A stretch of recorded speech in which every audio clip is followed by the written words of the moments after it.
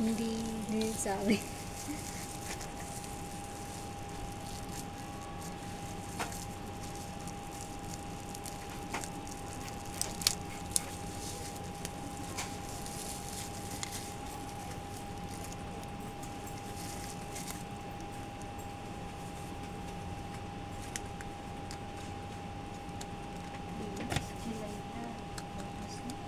Oo nga eh. Oo.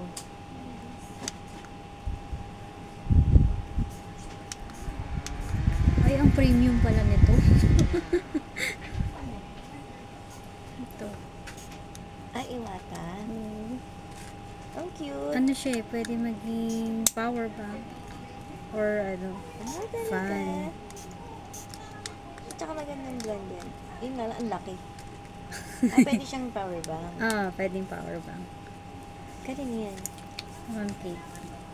Ngayon ko palang in-unbox eh. Bongga.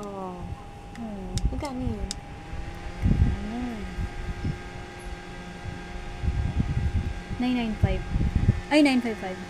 May 42 na. Wala pa. Yan ang pinakamalakas. Tapos natutupi na. Oo. Ganda. Yun nga lang, ang laki niya nga.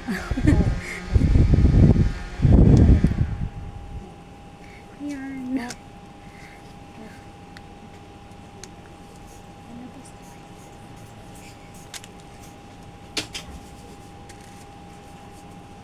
Isa lang ang i-unbox ko. Kasi ano eh, selyado lahat eh. Isa lang testing ko. Ayan.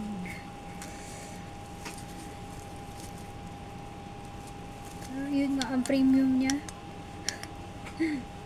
Maganda. Oo. Ilang saan mag-charge?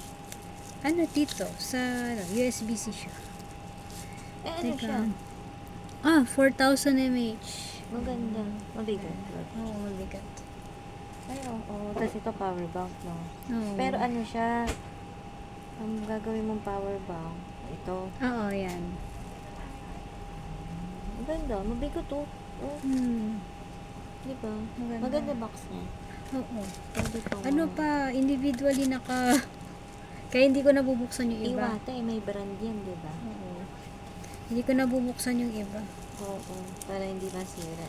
Oo. Tsaka alam mo, mahirap magbalik kasi kay Shopee. Oo. Mahirap magbalik yan kay Shopee, kaya hindi mo na rin mababalik yung chinais.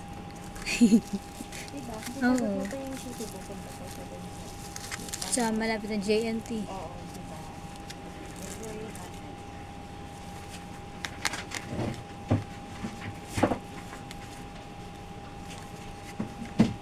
Ayun, nalimutan ko na kung paano ibalik to.